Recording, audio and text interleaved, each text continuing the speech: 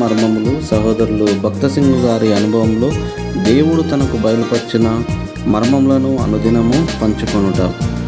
ఫిబ్రవరి 4వ రోజు. అకస్మాత్తుగా ఆకాశం నుండి ఒక వెలుగు అతని చుట్టూ ప్రకాశించెను. అప్పుడు అతడు నేల మీద పడి ఒక స్వరము పలుకుట వినెను. అపోస్తుల కార్యములు 9వ అధ్యాయము 3-4 వచనము. తార్సు వాడైన సౌలు దమస్కు మార్గంలో ఉన్నప్పుడు గొప్ప వెలుగును చూచి ఒక స్వరము వినెను. ఆ అనుభవం మీద మాత్రమే తాను సంఘమును కట్టలేకపోయాను. అనేక అనుభవముల తర్వాతనే తాను యేసుక్రీస్తు ప్రభువును వాస్తవంగా ఎరిగెను. ఈ అనుభవముల కొరకు తాను అరేబియా దేశమునకు వెళ్ళవలసి వచ్చెను.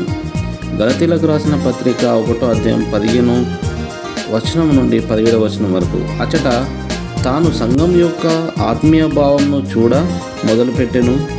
దేవుని సంఘం యొక్క మర్మము దేవుని ప్రత్యక్షత వలననే బయలుపరచబడునని తన సొంత అనుభవంలో ఎరిగి ప్రజలకు చెప్పగలిగెను.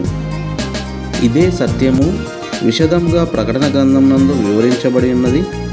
అచ్చట దేవుని గృహమైన యెరూషలేము అను పరిశుద్ధ పట్టణము దేవుని మహిమగలదై పరలోకమందున్న దేవుని యొద్ద నుండి దిగివచ్చుట చూస్తున్నాము.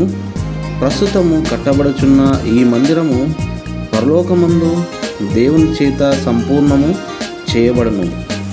దీనికి మునుపు పాతవి గతించి పోవలెను.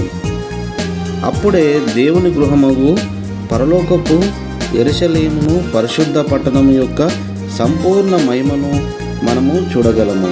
మన పాత జీవితమును వదులుకొని దేవుని చేత సంపూర్ణంగా నూతనపరచబడి ఆ పరలోకపు గృహమునకు సిద్ధపడదము గాక.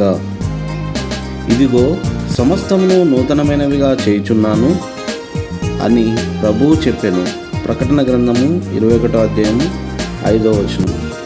దేవుని గృహంలో సమస్తమును నూతనమైనవిగానే ఉండవలెను. ఆయన తన పరలోకపు ఏర్పాటును మనకు ప్రత్యక్షపరచునుగాక. దైవ మర్మములు.